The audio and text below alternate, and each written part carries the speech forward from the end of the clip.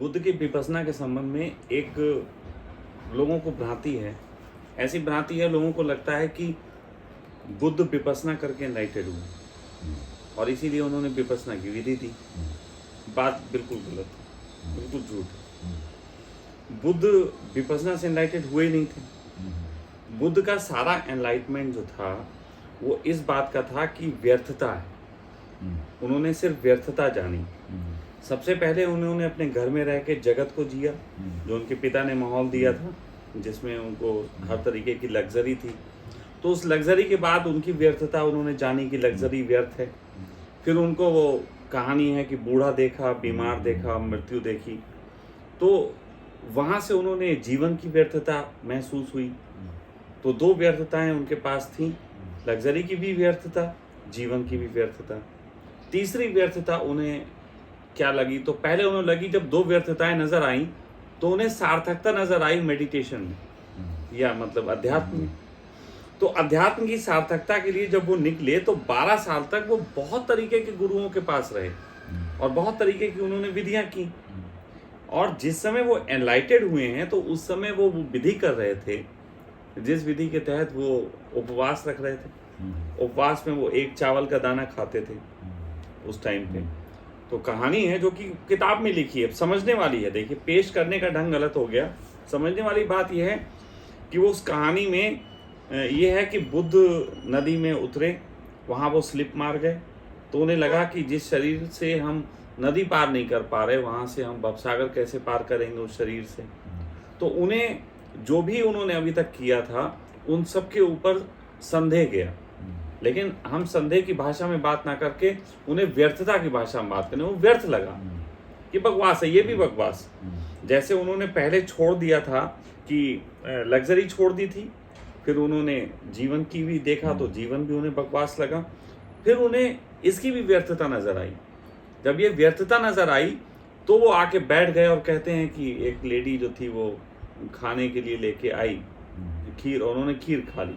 खीर खाना इस बात का स्पष्ट प्रमाण है कि वो उस बात को भी उन्होंने व्यर्थ मान लिया था कि ये उपवास से कुछ होगा।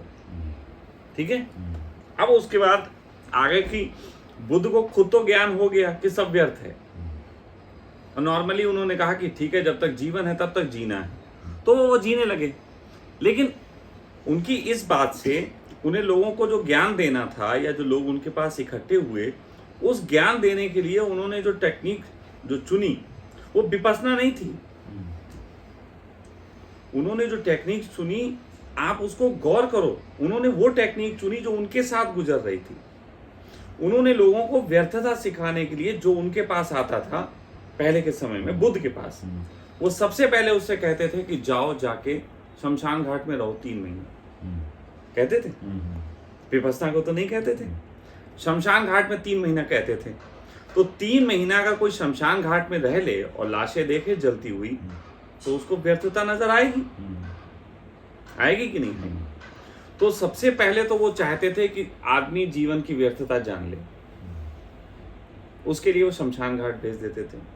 शमशान घाट भेज के भी कुछ लोग नहीं समझते होंगे भाई, कुछ समझ भी जाते होंगे, 100 में कोई एक आध, बाकी नहीं समझते होंगे। फिर पहुंच जाते होंगे कि आपने कहा था 3 महीने रहो, हमने रह लिया। क्योंकि बहुत से लोग चीज़ों को टाइमली फॉलो करते हैं, ना कि उसके पीछे का कारण के तहत। जैसे शमशान घाट पे रहना है तो वहाँ पे देखो कि जीवन का क्या हो रहा। लाशें आए तो जरा उन्हें हिला के भी देखो, छू के भी देखो, जलते हुए भी देखो, चटकते हुए भी देखो। तो व्यर्थता है।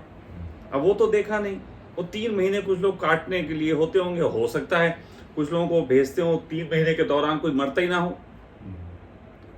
पहले शमशान घाट भी छोटे छोटे होते होंगे गाँव में, तो वहाँ कोई 3 महीने में मरा ही नहीं। तो उन्होंने कहा आ गए जी 3 महीने बाद वापिस, कि आपने बोला था 3 महीने रहो, हम रह लिए, अब बताओ।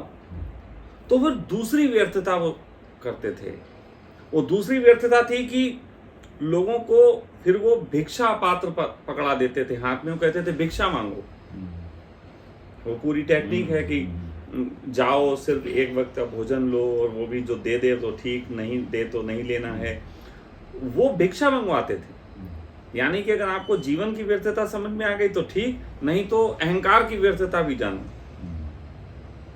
अब उसमें भी अगर कोई आदमी हो सकता है लंबा, उन्होंने कहा चलो हमने भिक्षा भी मांग ली, कुछ लोग मक्कार होते होंगे, उससे भी गुजर के उनका कुछ काम नहीं हुआ, फिर वो बुद्ध के पास आते थे कि क्या करें। तब कहीं जाके वो कहते थे यार ये आदमी तो मूड खराब कर रहा था। सही बताएं बात ये कि वो कहते होंगे ने मूड खराब कर दिया, इस शमशान पे भी रह लिया, नहीं समझ में आया। मतलब जिसको शमशान में भी ना समझ में आए, जिसको भीख मांग के भी ना समझ में आए, उसको बुद्ध बोर करते थे। कहते थे आती आती सांसों को देखो, दिस इज बोर्डम। आती जाती सांसों को देखना बहुत बड़ा बोर्डम। इससे आपकी नींद बेचैन, नींद खराब हो जाती है, नींद आती नहीं है। हाँ, इससे आपके स्वाद ग्रंथियों पे असर पड़ जाता है कि लगातार आप इस पे गौर कर रहे हैं, आपकी स्वाद ग्रंथियां नहीं अच्छी रहेंगी, आपके जीवन में कई चीज़ों से आपको बोर्डम फील हो जाएगी। तो वो व्यर्थता दर्शाने के लिए सब करते थे। और लोगों ने बुद्ध का पहला चरण नहीं पकड़ा, 3 महीने शमशान में रहने वाला, भिक्षा मांगने वाला चरण नहीं पकड़ा, विपस्सना पकड़ लिया। ये सिर्फ ये भी मक्कारी है लोगों की कि भाई अगर चरण पकड़ना बुद्ध की माननी है ना। अब हालत ये है कि लोग नहीं मानना चाहते, लोग जो हैं इसको लेना ही देना नहीं, उन्हें गुरु को नहीं मानना, उन्होंने अपनी माननी, गुरु की किसी ने नहीं माननी, सबने अपनी माननी।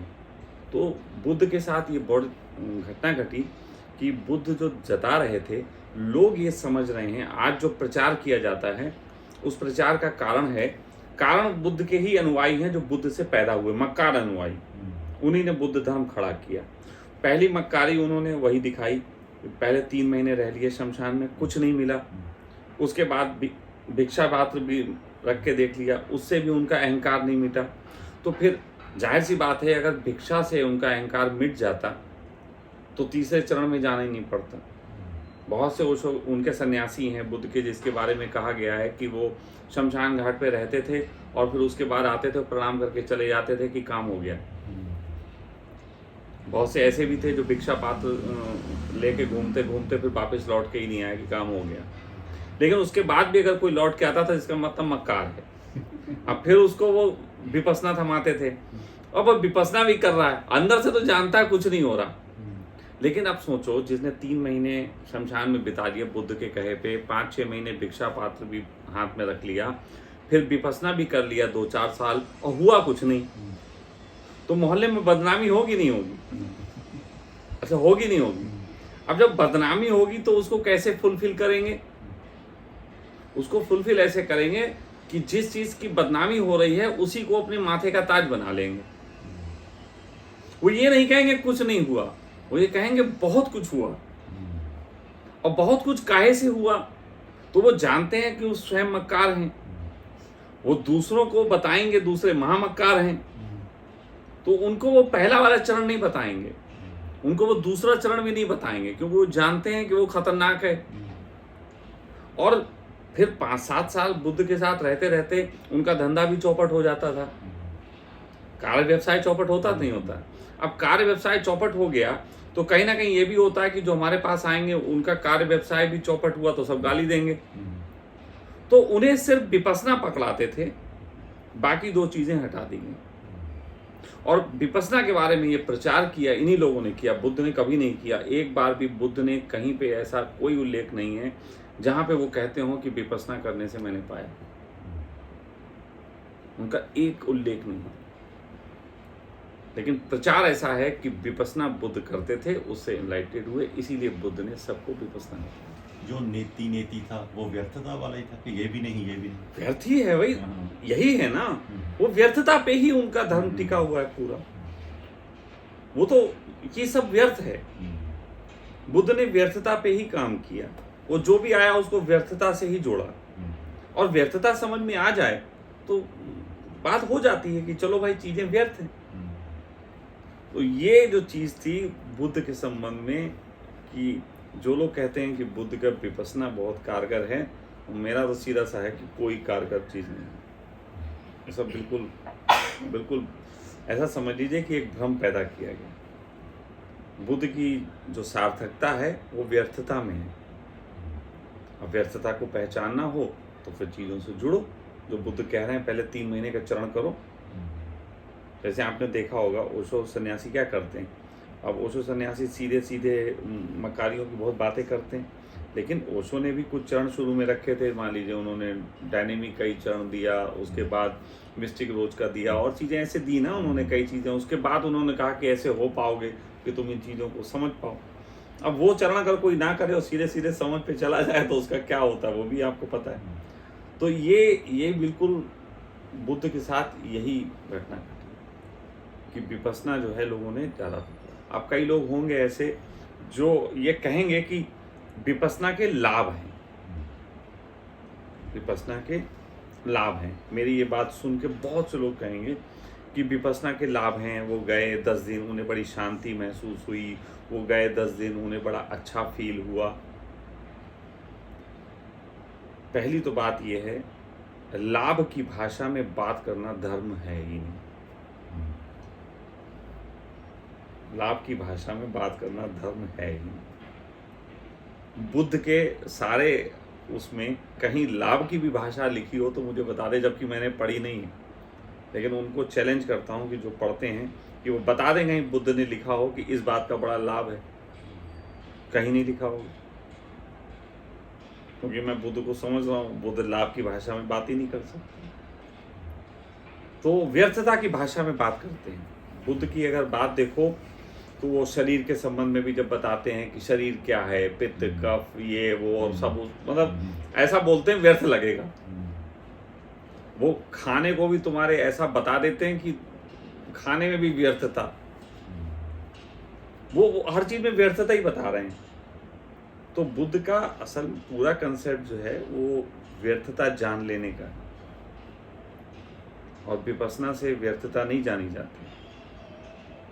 व्यर्थता जो है वो और चीज़ों से जानी जाती है, समझदारी बढ़ा के जानी। ये विपस्सना से थोड़ी टेंस भी रहता है आदमी, किसी से बात करता है तो तभी अपने श्वास ही देखी जाएगा। हाँ वो जी नहीं पाएगा, वो जी नहीं पाएगा। हमने तो विपस्सना के कितने लोग हमने ऐसे देखे जिनकी नींदें उड़ गई थी, सालों से सोए नहीं थे, उनको ठीक करा बड़ी मुश्किल से, उनकी नींदें उड़ गई थी।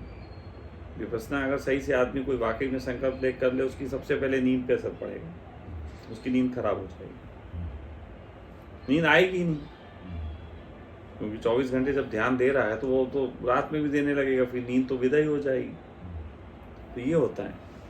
तो मैं तो विपस्सना करने वाले लोगों को इससे पहले कि वो विपस्सना शुरू करें, वो उस कंसेप्ट को तो समझ लें कि किस कंसेप्ट के तहत तुम कर रहे थे। बुद्ध ने किया, बुद्ध के समय का, बुद्ध ने फिलहाल तो विपस्सना नहीं किया, कहीं पर उल्लेख नहीं। बुद्ध ने विपस्सना किया इसका कोई उल्लेख नहीं। बुद्ध के और ओशो के जीवन की एक बड़ी समानता रही, ओशो ने कभी डायनेमिक नहीं किया, बुद्ध ने कभी विपस्सना नहीं किया। ओशो ने कभी डायनेमिक नहीं किया क्योंकि किसी ने म्यूजिक सिस्टम लगाया नहीं। कैसेट तो बाद में इजाद हुई थी, कैसेट तो बाद में इजाद हुई थी।